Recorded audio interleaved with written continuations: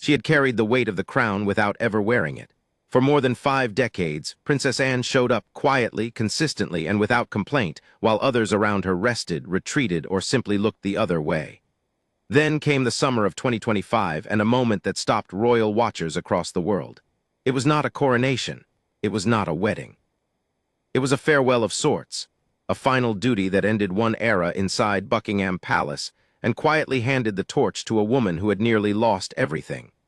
What happened between Princess Anne's last royal engagement and Catherine's return to public life tells you more about the future of the British monarchy than any official announcement ever could. There is a kind of courage that does not announce itself. It does not walk into rooms with a grand entrance or pause for applause at the door. It simply shows up day after day, year after year, and does what needs to be done. That is the kind of courage Princess Anne, the Princess Royal, has carried for the whole of her public life. And it is exactly that quality that made what happened in the summer of 2025 so striking and so meaningful to anyone who had been paying close attention to the British royal family. By the time July ended that year, Anne had already completed hundreds of official royal engagements. She had visited universities, opened hospitals, attended agricultural conferences, hosted investitures at Windsor Castle, and represented the crown at commemorations across the United Kingdom and abroad. She had done all of this while her older brother, King Charles III, was still managing the effects of his own cancer diagnosis and treatment. She had done it while her nephew, Prince William, was navigating his role as heir to the throne alongside his own family's painful journey through illness. And she had done it, as she always does, without complaint, without drama, and without asking for recognition. On the last day of July 2025, Princess Anne traveled to Edinburgh. Her destination was Redford Barracks on Collington Road, where she attended a rehearsal for the Royal Edinburgh Military Tattoo, one of Scotland's most celebrated annual events, held every August on the esplanade of Edinburgh Castle. Anne serves as patron of the tattoo, a role she takes seriously and has fulfilled with the same dedication she brings to everything else. The 75th edition of the event carried the theme, "The Heroes Who Made Us," and in many ways, it felt like a fitting backdrop for what would become a quietly historic moment in royal life. She arrived in the tattoo's official tartan, paired with a pair of stylish sunglasses that had become something of a signature for her at outdoor events. At the barracks, she was introduced to performers from across the world, military bands from the United States, Poland, and Switzerland, all taking part in that year's show. Most notably, she met with members of a Ukrainian naval band, who were performing for the first time since the full-scale war in Ukraine had begun. It was the kind of engagement that reflected everything the tattoo stands for: military precision, international solidarity, and a reminder that the world outside palace walls is very much alive and in need of acknowledgement. Anne understood all of this instinctively, which is perhaps why she has remained one of the most respected figures in the royal family across generations of public life. When that engagement ended, it marked something official and symbolic at the same time. It was Princess Anne's final royal duty before the family took their summer break. For the palace diary, it was simply a scheduling note. But for those who had been watching the monarchy closely, tracking the numbers, reading the court circulars, following the quiet tensions that had been building inside the royal household, it felt like the closing of a chapter. The woman who had for years been counted as the hardest-working royal in Britain had reached the end of another season, and the question of what came next was already quietly shaping itself in the background. The numbers told their own story. According to figures compiled by royal expert Patricia Treble and published in the Daily Mirror, Princess Anne completed 478 official engagements over the course of 2025. It was a remarkable total by any measure, and it represented a 10% increase from the 457 engagements she had carried out the year before. That she could still manage such a volume of work at 75, after a serious riding accident in the summer of 2024 that left her with a concussion and memory gaps she later admitted openly, said something profound about her character. She did not slow down. She did not step back. She pushed forward, as she always has, because she believes that is what duty requires. But for the first time in several consecutive years, Anne did not top the rankings. That distinction went to her brother, King Charles, who completed 532 public engagements in 2025. It was a figure that surprised many, given the seriousness of his cancer diagnosis earlier in the year and the necessary pauses his treatment had required. Yet Charles came back with what could only be described as a renewed sense of purpose. His schedule included state visits, overseas trips to Italy, Canada, and Poland, and a wide range of domestic engagements that signaled to the public, and to the institution itself, that the king was not going anywhere quietly. His final public duty of the year was at Dartmouth, where he presided over the Lord High Admiral's divisions, marking the end of training for more than 190 naval cadets. It was a very royal ending to a very royal year. Yet somewhere in the middle of all these schedules and tallies, a far more important story was taking shape. And it centered not on the king, not on Princess Anne, but on a woman who had spent much of the previous year fighting for her life, Catherine, Princess of Wales. Catherine's journey through 2024 had been one of the most emotionally raw and publicly followed health stories in modern British history. It began in January with what Kensington Palace described as planned abdominal surgery, and the weeks that followed were filled with speculation, concern, and in the absence of clear information, a level of public anxiety that was almost uncomfortable in its intensity. Then in March, Catherine herself stepped forward with the announcement that changed everything. She had been diagnosed with cancer. The specific type was not disclosed, but the reality of what she was facing was unmistakable. She began chemotherapy, and for the months that followed, she was largely absent from public life. A presence felt rather than seen, supported by her husband William and protected carefully by a family that had learned, through painful experience, just how brutal public scrutiny could be. She appeared briefly at Trooping the Color in June 2024, sitting in a carriage, looking both fragile and determined. It was enough to reassure the public that she was still there. Then in September, she released a video, filmed with William and their 3 children, George, Charlotte, and Louis, in which she announced that she had completed her chemotherapy treatment. She spoke quietly and honestly about the 9 months that had just passed, calling them incredibly tough. She said she was looking forward to slowly returning to public life, and she thanked the public for the extraordinary outpouring of support she had received. It was a video that moved millions of people, not because it was polished or carefully managed, but because it was real. The person speaking was a real woman, not a royal symbol, and that distinction mattered enormously.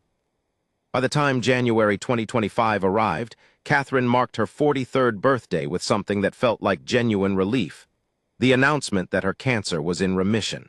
It was news that the entire country seemed to exhale upon hearing. And then, carefully and deliberately, she began the process of stepping back into the light. Her return was measured. It was not a flood of engagements or a rush back to the schedule that had defined her pre-illness working life. It was thoughtful, paced, and built around causes that genuinely mattered to her. In November 2025, she made her first public speech in over 2 years, appearing at the Future Workforce Summit hosted by the Royal Foundation Business Task Force for Early Childhood in London. It was a moment that royal commentators described as significant not just for what was said, but for what it represented: a woman claiming her place again, on her own terms, after one of the hardest years of her life. By the close of 2025, Catherine had completed 68 official engagements. That number might seem modest beside Princess Anne's 478 or even Prince William's 202. But the journey that 68 engagements represented, the sheer distance between the woman who had sat quietly in a carriage at Trooping the Color in June 2024 and the woman who stood at a summit podium in November 2025, was, by any human measure, extraordinary. Royal commentator Richard Fitzwilliams described her as the key for the royal family going into 2026, and it was hard to argue with that assessment. Catherine's popularity had, if anything, deepened through her illness. The openness she had shown, the vulnerability she had allowed the public to witness, had created a connection between her and ordinary people that no number of carefully choreographed engagements could have manufactured.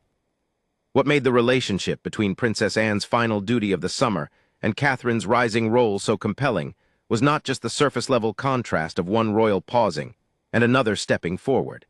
It was something quieter and more meaningful than that. Princess Anne, by every account, understood exactly what was happening inside the institution she had served so faithfully for so long.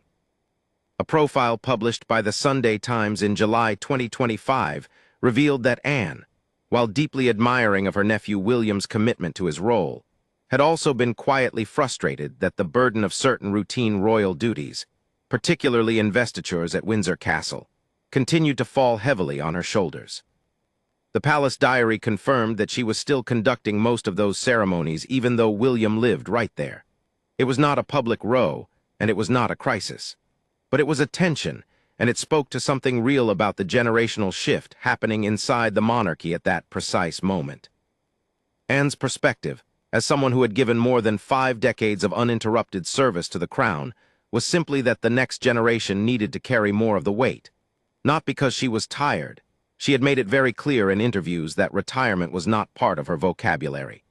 She had told the Press Association plainly that there was no retirement program written into this particular life. But there was a difference between doing the work because no one else would and doing the work because it was yours to do.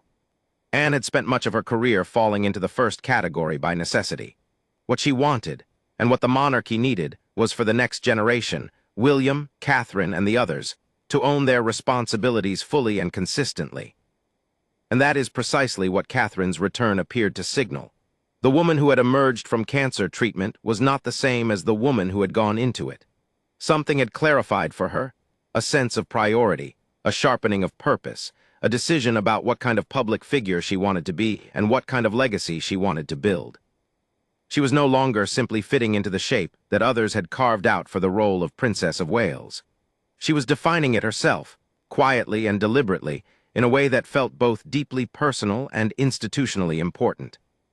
In April 2026, in a moment that captured the evolving dynamic beautifully, Kensington Palace confirmed that Catherine and Princess Anne would join forces for Anzac Day commemorations across London. Anne was to attend the dawn service at Wellington Arch, while Catherine would take part in the wreath-laying ceremony at the cenotaph, representing King Charles. It was the kind of shared engagement that spoke to something real, 2 women, from 2 different generations of the same institution, standing together in service of something larger than either of them. And it was a visible symbol of exactly the kind of continuity that the monarchy depends on to survive. Royal experts watching from outside the palace walls used words like standout and icon when describing Catherine's trajectory into 2026. Her fashion influence had never waned. Her connection to charitable causes, particularly around mental health and early childhood development, remained central to her public identity. And her ability to make people feel seen, whether in a formal ceremony or a casual conversation on the street, was something that no amount of royal training could teach. It was simply who she was, and it was exactly what the monarchy needed in a moment of transition and uncertainty. There is a line that runs, invisibly but undeniably, between Princess Anne's final engagement at Redford Barracks in the summer of 2025 and Catherine's steady rise into the heart of the monarchy's future. It is not a line of replacement or retirement, because Anne herself would reject that framing entirely. It is a line of continuation, of a set of values, and a commitment to duty being carried forward by someone new, in a new way, for a new generation. Anne had demonstrated what it looked like to serve without seeking applause. Catherine was now learning to do the same, shaped by an experience that had stripped away everything inessential and left only what truly mattered. The palace shock that the title promises is not a single dramatic event. It is the quiet shock of realizing that institutions change not through grand gestures, but through the accumulation of small, faithful acts. Princess Anne attending one more rehearsal at an Edinburgh barracks. Catherine standing at a podium in London and speaking, carefully and clearly, about the kind of future she believed in. These moments, taken individually, seem ordinary. Taken together, they tell the story of a monarchy that is shifting, slowly, deliberately, and with more grace than most people give it credit for, into whatever comes next. And what comes next, if the evidence of 2025 and early 2026 is any guide, belongs very much to Catherine. Not because she has been handed anything, but because she has earned it, through suffering that was real, through recovery that was hard, and through a return to public life that was, above all, honest.